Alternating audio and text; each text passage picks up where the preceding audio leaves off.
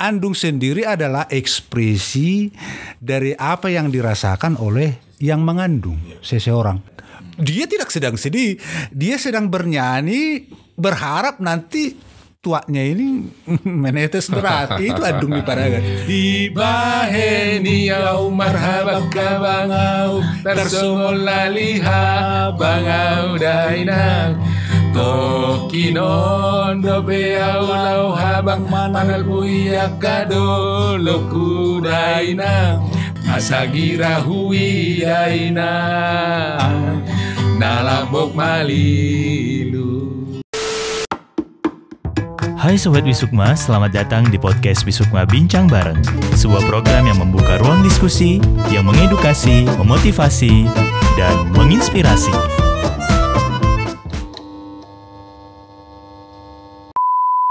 Ada buku lagi nih, Andung Sian Sirambe. Kan? Saya membaca di Facebooknya Prof. Andung itu selama ini di pikiran orang adalah kesedihan. Kan? Tapi ada juga di situ saya baca bahwa andung itu adalah mengekspresikan perasaan saat kita gelisah, saat kita senang. Kemudian juga harapan-harapan kita bisa kita sampaikan lewat andung.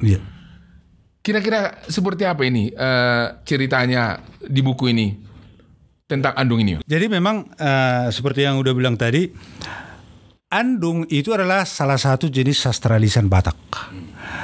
Batak itu punya beberapa jenis sastralisan, misalnya Marupama, Marupasa, Marhutissa, termasuklah andung.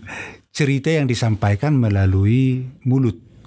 Dulu tidak dituliskan, makanya dia disebut sastralisan. Andung sendiri adalah ekspresi dari apa yang dirasakan oleh yang mengandung seseorang.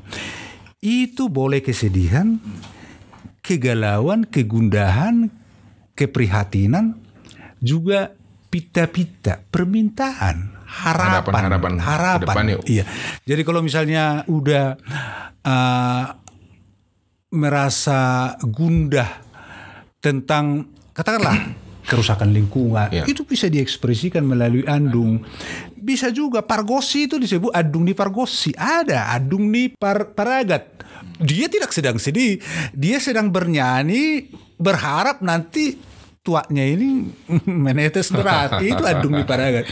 Jadi tidak harus kemalangan. Cuman memang selama ini pemahaman orang dianggap mengandung itu adalah karena kemalangan. Itu yang salah. Jadi itu bagian dari seni yang diekspresikan dengan senandung atau ratapan. Iya. Ada andung-andung. Andung-andung adalah nyanyian sedih. Iya. Syarat andung adalah kata-katanya memang harus hata andung. Dang dohono be tangan si mangidul nama. Dang dohono be mata si panonggor nama, si majujak, si pareon. Kayak hata andung. Hata halus nih hata Batak teh. Itu. Jadi kenapa jadinya kan kata andung itu sampai sekarang ini saya ingat kalau mulai saya kecil begitu dibilang andung ya udah kesedihan. Kenapa ada terjadi ini nih? Terjadi pengurangan makna. Iya. Apa yang terjadi sebenarnya? Apakah karena mungkin pemahaman kita akan budaya ataupun tadi kan kita kurang begitu melestarikan budaya ini? Kira-kira seperti apa itu, Bro? Iya, tentu antara lain kenapa andung itu seolah-olah hanya untuk ekspresi kesedihan, terutama kemalangan, kan itu itu yang dipahami orang, sehingga mendengar andung orang pasti terbayang orang meninggal. Karena memang prakteknya selama ini lebih kepada hal itu yang dilihat oleh generasi-generasi berikutnya kan, dan juga tidak ada pemberian pemaknaan yang tepat mengenai andung itu. Jadi kita biarkan begitu, akhirnya ya orang menganggap andung itu serba hitam, serba kelam, serba sedih. Ya. Itu. Jadi saya pikir itu. Oleh karena itu, saya pikir ini bisa juga menjadi bagian dari katakanlah bagaimana sekarang mau mengembangkan pariwisata Danau Toba. Bagaimana hal-hal seperti ini kita pertontonkan bahwa kita punya orang Mandailing Pulau Marunang-Unang. Kenapa kita nggak bisa hal-hal seperti itu barangkali yang unik, yang perlu. Itulah salah satu motivasi kami. Kebetulan ada Ito kita ini, ya, Cecilia Borusiagian, yang menurut kami itu kemampuannya itu ajaib. Beliau ini bukan dibesarkan di kampung, lahir di kota, pernah merantau, dan setelah menikah pulang ke kampung, dan dia memiliki kemampuan mengandung, termasuk mengetahui kata-kata yang barangkali orang tua yang lahir di kampung, tinggal di kampung, barangkali tidak tahu ya, itu kata-kata itu ya. Dan bagi kami itu suatu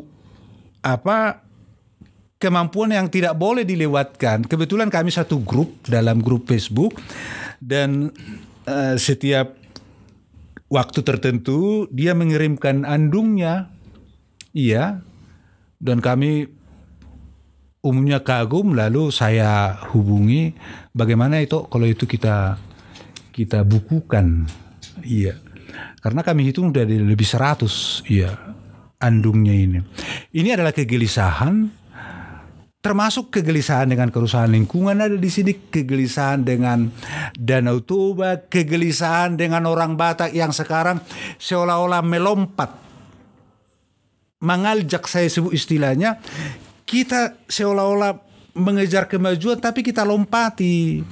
Budaya kita seolah-olah mengaljak, kita melompat, tapi kita meninggalkan budaya kita. Itu yang saya sebutkan, dan atas dasar itulah kami akhirnya menerbitkan buku ini melalui Yayasan Pelestari Kebudayaan Batak, yang kebetulan saya menjadi ketua yayasannya, dan kami terbitkanlah ini dengan harapan paling tidak ada yang membaca, dan kita bukukan, kita dokumenkan andung itu supaya lestari dia, supaya ada entah kapan nanti dibaca orang. Motivasi kami begitu, entah kapan mau dibaca orang. Kalau misalnya udah misalnya punya ini, belum tentu dibaca sekarang, suatu saat entah nanti tersimpan, lalu anak oh ini ada andung orang Batak itu rupanya punya seni yang tinggi, dan bahasanya itu luar biasa. Tapi pembaca bisa memahami walaupun tidak tahu arti kata andung itu, yang banyak kata andungnya, hampir 50% itu kata halus, tapi di setiap andung kami buat kamus kecilnya. Nah, itulah pekerjaan kami, dan ini baru hangat, ini masih 2 minggu. Luar biasa ya. Jadi itulah yang bisa kami sumbangkan. Bagaimana kami, jadi yayasan kami juga agak fokus di penerbitan buku, iya, karena itu menurut kami membuat terdokumen dia, iya, entah kapan pun paling tidak pernah ada catatan bahwa kita pernah mendokumenkan andung, dan budaya kita tadi itu tidak hilang ya, tidak hilang. Ada dokumen, ada dokumen yang bisa ditemukan oleh generasi nanti, ya luar biasa ini ya. Jadi ini merubah pemahaman saya juga ini ya, yang selama ini berpikir andung itu adalah kesedihan, ya, ada kemalangan. Ternyata tadi disampaikan oleh Prof, ya ternyata ini adalah lebih jauh dari situ lagi ya. Oke, kita tertarik nih, saya berencana kalau Prof nanti ada ketersediaan bukunya akan membagi-bagi juga ini ke seluruh kecamatan. Oh iya, ya, siap. Di Tabanan Utara, berharap nanti di setiap kecamatan itu ada yang bisa sebagai ambasador budaya. Ya. Setidaknya dengan membaca ini 15 orang setidaknya kan sudah tahu dulu kan? Iya. Itu kan bisa menyebar kemana-mana. Hati jalan ngot macai persup jalan dangot doa dungi begeo dinang dirusui di bonani ate di bagasani lalang amang dainang nalawa umulakinan kadurasi lindu asagira hui dainang nalamok malilu Punulawi nang pual-pualon Jongjong awi nang aso songkong Matape nang solatar podong Binain sidang olon dainang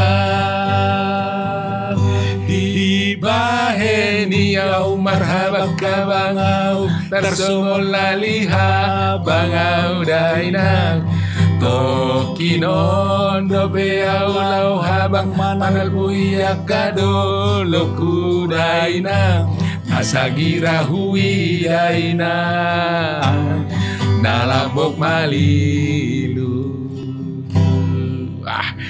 Thank you, kita berikan dulu aplaus sama Prof. Saya juga penasaran nih, kalau Bisukma itu sudah lama saya tahu. Dan tentu saya bisa bayangkan Bisukma seperti maknanya lebih daripada sekedar pintarlah, cerdaslah, bijaksanalah. Kalau dalam bahasa Sanskertanya itu Chanakyalah, Cendekyalah, itulah kira-kira.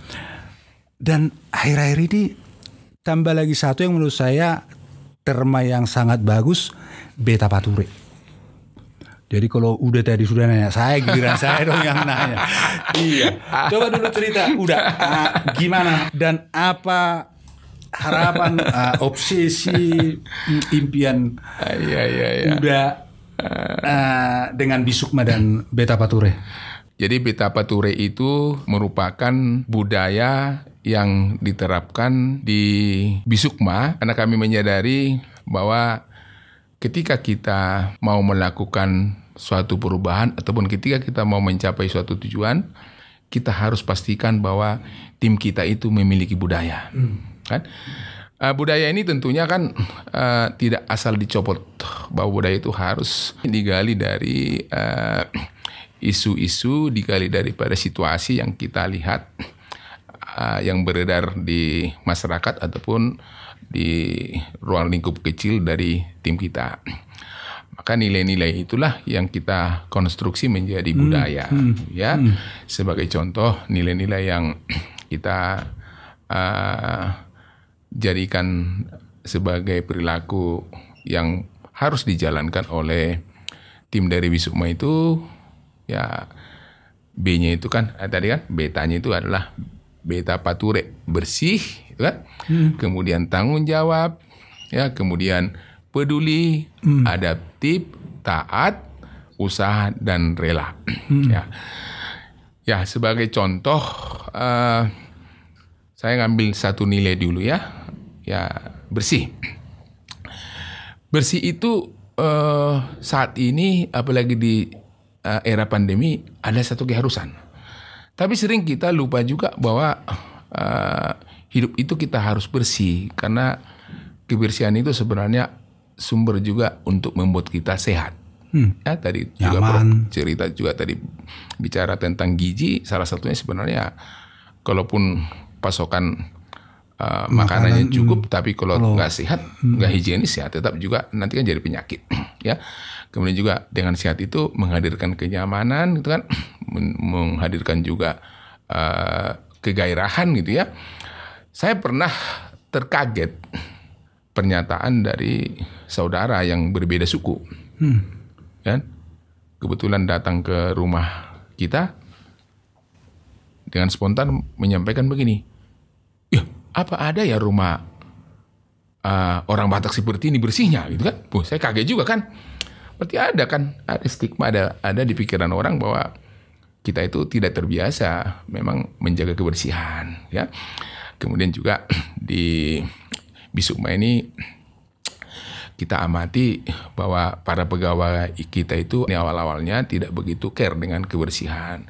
Misalnya datang ke kantor ketika melayani customer, kan tampil dengan kelihatan tidak bersih. Coba kita bayangkanlah kalau kita melayani customer, kemudian tidak kita melihat yang melayani itu tampil dengan bersih, katakanlah rambutnya acak-acakan, badannya bau, bagaimana kita mau selera, kan, mengkonsumsi makanan di situ. Jadi nilai-nilai yang ada di Betapature ini, inilah yang kita kuatkan kepada tim, dan tentu di dalam penerapannya banyak tantangan yang kita hadapi. Namanya merubah perilaku itu kan ya susah dan butuh waktu ya.